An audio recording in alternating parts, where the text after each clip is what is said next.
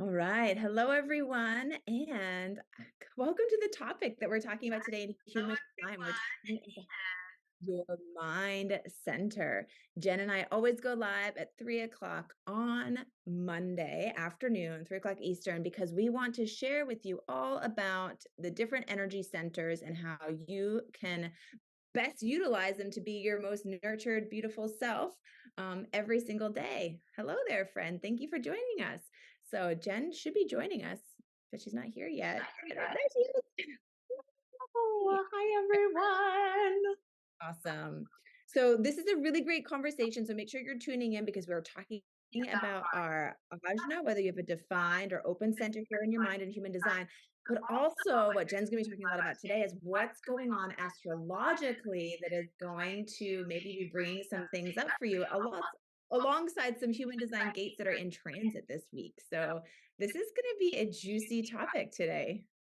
Yes, I am so excited for this because I think while there's so much to be said about the mind center, right, the ajna, there's so much to say about the reverse, right? Because we don't want the mind to hijack. We need to honor our authority. So I'm really excited to hear you talk about the mind mistral because I've noticed in preparation for this conversation that I kind of give a negative connotation to the mind because I don't want it to hijack authority because I work with authority so much with people making aligned decisions. So Yeah. I'm really excited to see the beauty and the alignment and the magic that this center can allow for. Yes. Okay, great. And me too, because I feel like with the mind and in my center here, so just to get clear, everyone, I'm a manifesting generator. I'm emotional authority, which means I have this wave that I have to ride. And I'm open in my mind and my crown. I'm completely open up here, except for a couple activated gates. And I think one of the things that was hard for me in my deconditioning of human design was that I was always too open minded. I saw things too big. I had too many ideas. They were too out there, too different, too crazy. Those were some of the things that were, that I was told. And I remember being told. And so having to sort of dim myself a little bit or not have as big or crazy ideas when it came to, expressing, I guess, myself and sort of toning it down a little bit. But what I also learned with having this open mind is that I am so open minded, which means that people will come to me because I was open to hearing their ideas, their opinions, their thoughts, helping them formulate in ways that would make them feel like they could share more openly because I provided that space for them too, having this open center. So I think that the mind is sort of a tricky place for us to play, especially when it comes into logically, we're taught to think with our mind, like what you were saying, but really, we want to be looking at how our body is reacting to the choices that we're making and following our true authority versus the decision our logical mind is making. Yeah, and I think it's important to talk about like the fundamental purpose that the mind has, right? The mind is a filter. It is, right? When we look at our human design chart, it's the throat, then it's the mind, then it's the crown, which we talked about last week. So it's kind of disconnected from the body. And what the mind does is we get those inspirations, right? If you joined us last week for the crown, all those inspirations, those ideas come in, and then the mind filters it. So while it has so much intelligence, right? Like we can talk about it in terms of AI, it is a processor. It is like an iPhone. But the thing is that, so maybe it's not AI, maybe. Um, our mind has no applied intelligence, right? It's not directly connected to the body. So it can't go, oh, I have this thought, but it doesn't actually make sense because of this experience, this embodiment, this trauma, all the other somatic pieces within our body. So I was just did a call with someone today who has split definition, right? Her bottom two centers is so split from her mind. So I said, there's so much to acknowledge from your mind, right? There is so much that you're receiving and you're getting, but don't let it hijack because you really have to go into your body to make sure. So the mind is so beautiful because it filters, but then it just comes out. And me being completely open, it's really cool to be open minded, but I also have to be really mindful of the conditioning And especially with what's been going on astrologically and shifting and human design transits and all of that, our dark wounds have been surfacing. So I've been really catching myself in these thoughts and be like, wait, that mind, that self talk isn't me. That's actually Mm. something that someone told me a long time ago, society, family, friends, maybe not friends, that got implanted in my subconscious that's still there. And I don't want it. It's not serving me my emotional authority when it kicks in, right? Tells me that's not in alignment. So I have these thoughts, but I still really need to check in with my body, my authority to know, okay, is this something that I want to keep? Is it benefiting me? Or is it not? And I really need to let that go or reprogram it.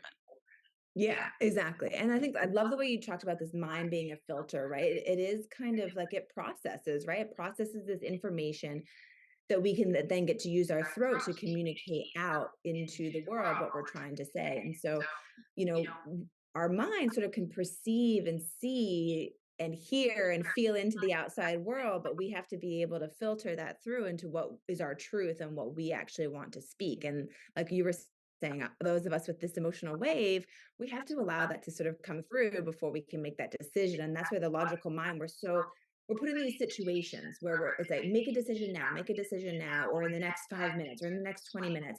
And so we turn to our brain to help us with this, which oftentimes leads us to making the wrong decision because we're potentially using a mind that is, well, we are using a mind that isn't supposed to be the ultimate decider. I know Yeah. you're So dying to say something here.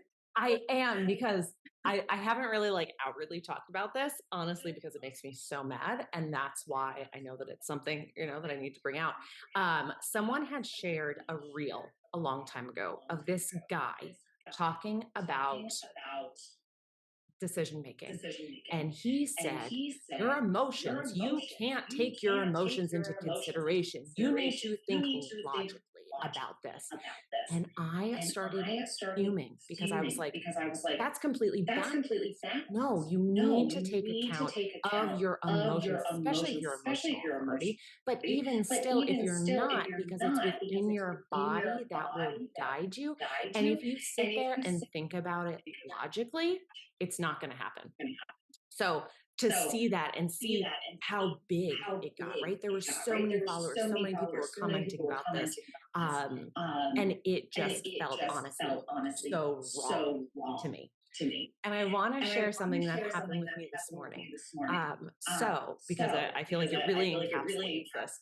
I was pulling cards, full moon, right? Eclipse season. I was pulling some cards this morning for myself. And I went and touched another deck that I have. And I was like, okay, I'm going to use these cards. These cards are great. I love them. I always use them. I literally felt ill. Like I was going to be sick. And I'm, being guided of no, you don't need to use these cards. This is not the time. And my mind wanted to kick in and be like, but we always use them. Don't listen to your body. What does that mean? You can do it anyway. A voice that I'm working on building a healthy relationship with. So in that moment, I was like, no, I'm trusting my body. I'm going to put these cards down. They are not meant for now. And I will, check back in later on.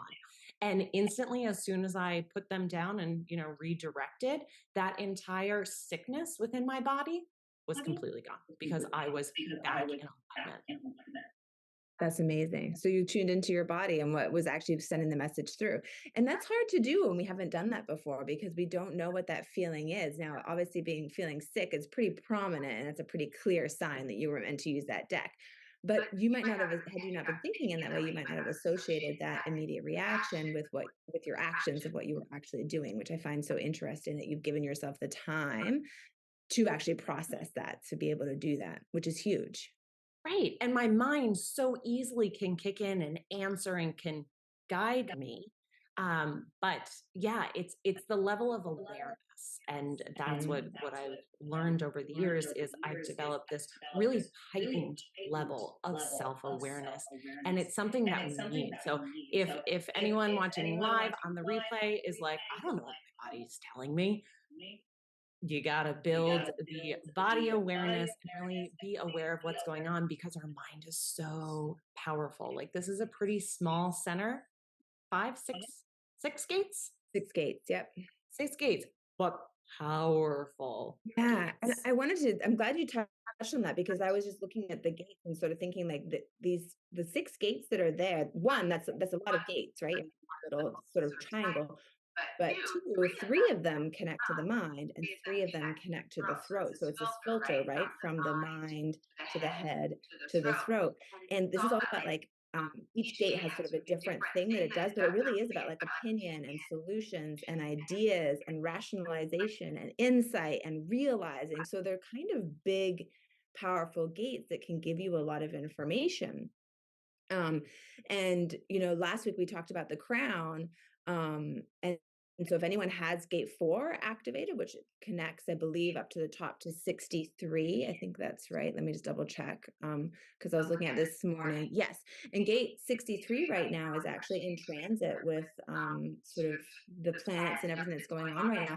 And gate 63 is all about doubt, which means if you have gate 4, and that's has to be active, and that happens to be activated in your chart that connects to the 63, you're like in this potentially picking up the energy of the self-doubt, but then your brain's like solution, solution, solution, solution. And so you can be in this constant battle. And that's what's so neat about human design is understanding why you might get stuck in this pattern or why this pattern is coming up for you right now. And it helps you kind of release or shift or change belief patterns so much faster when you can dive into and see why your brain is going on and on and on.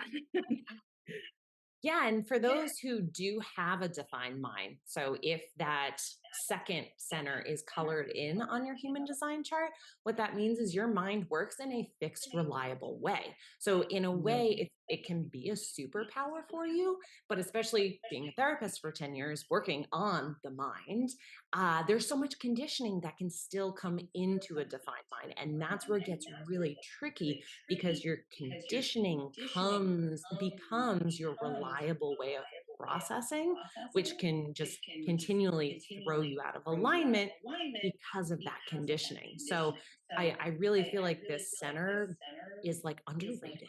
Like nobody Yeah. really talks about it that much, but like you said, with all those different gates in there, like there is so much that can happen with it. Well, there's a lot of power that can happen there, and then I think what I always find so neat too is when you really do dive into your human design.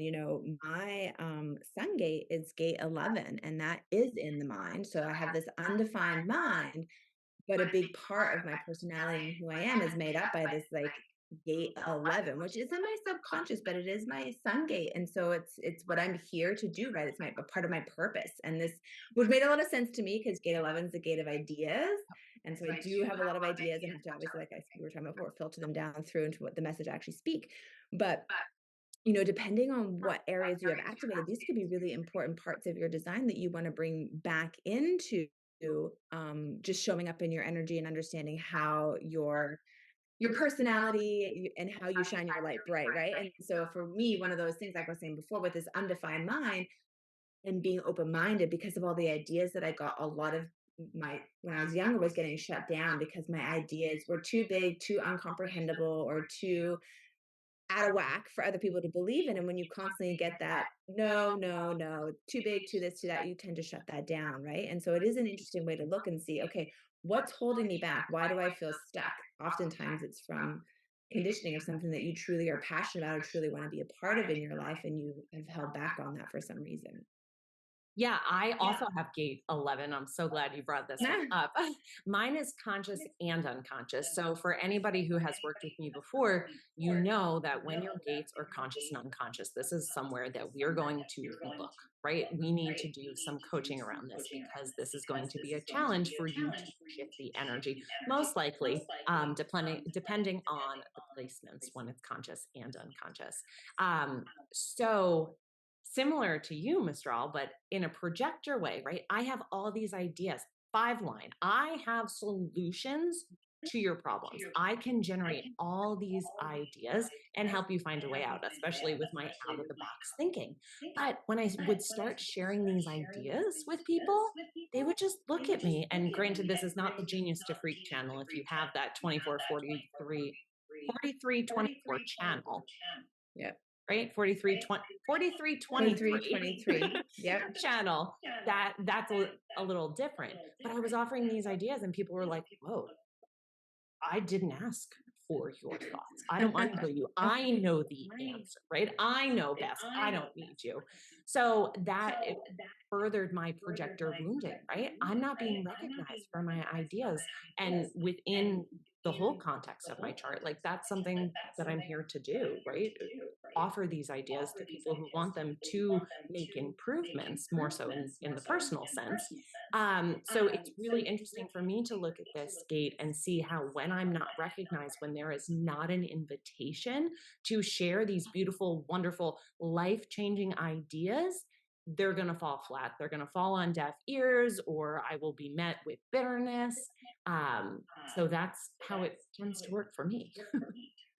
Yeah, no, I'm glad you mentioned about the subconscious and the unconscious because that's true. I have a lot of gates in both of mine, and those are definitely areas that I've had to work on, right? Because you have this conscious belief of that this is you, but then all these subconscious blocks around whether that's what you want to bring to the world or whatever. And so it can be a great place to dive into for sure.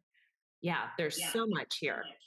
So I wanted to talk a little bit about gate 17. So I do not Mm. have this gate. I was actually talking with someone this morning who has this gate as their conscious sun, of course, birthday. So if you are in Aries and your birthday is around here, you may have gate 17 as your conscious sun, which is a huge part of who you are. So this gate is all about opinions, but opinions in this gate can be a little more of the shadow.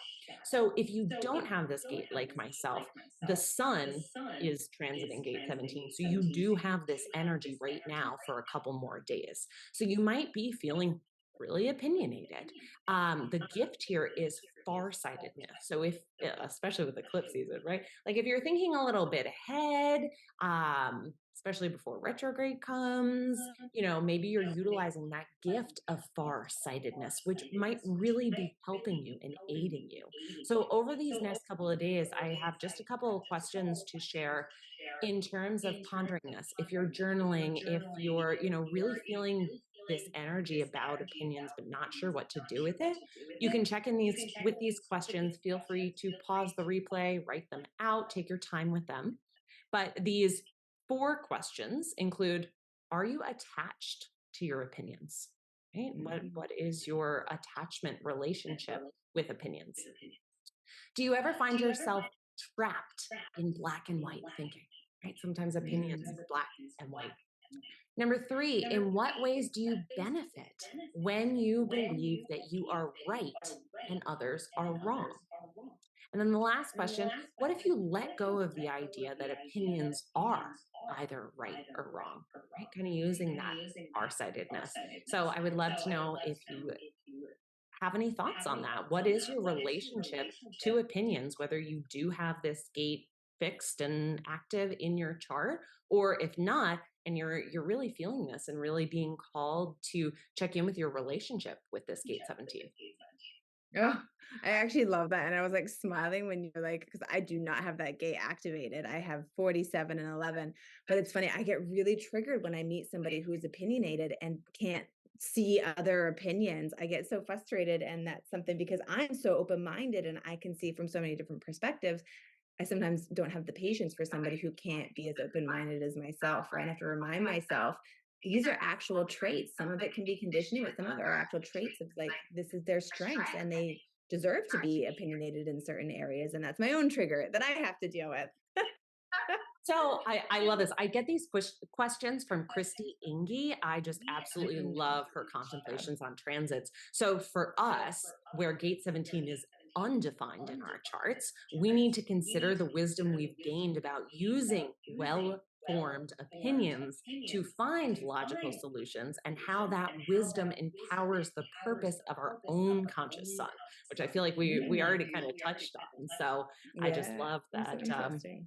right? We're finding alignment with this, within this energy, feeling this shift every 6 days about. Yeah. Woo. Um, so if when it comes to your mind, I think, and, whether it's undefined or defined, right?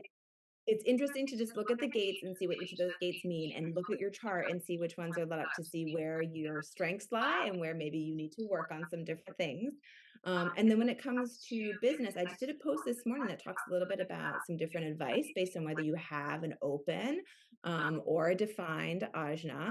And I know for someone like myself who has this undefined ajna with those couple of gates that are defined, um, I had to really learn to embrace the way that my brain worked as this innovative asset that was different. I was allowed to think outside the box, that I could come up with new ways of doing things because I had been taught not to do that, right?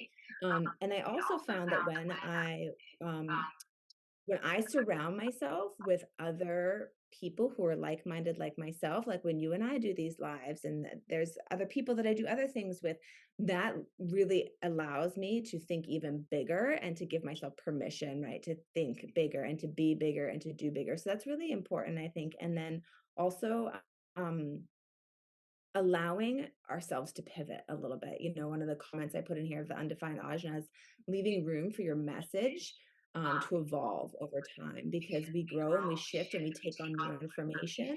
And so it's important to be open to that as well, and be open to shifting or pivoting or however you want to look at that. But that was really important for me to recognize and give myself permission to do all of those things as a business owner. Oh, I love that so much. Yeah, I really enjoyed reading that post, especially with someone with an undefined mind and being a projector. Like that reminder that it's okay to pivot and I need to do it my own way. Like I was even having some contemplations about that yesterday, like hearing people's opinions about what I need to do in my marketing. And I was like, wait, I have always felt like I need to talk about the how. And why did I stop talking about the how? Oh, because someone told me I needed to. So maybe it's time to pivot back to that because I know best, and let me keep an eye on my emotional authority to make sure that that's aligned.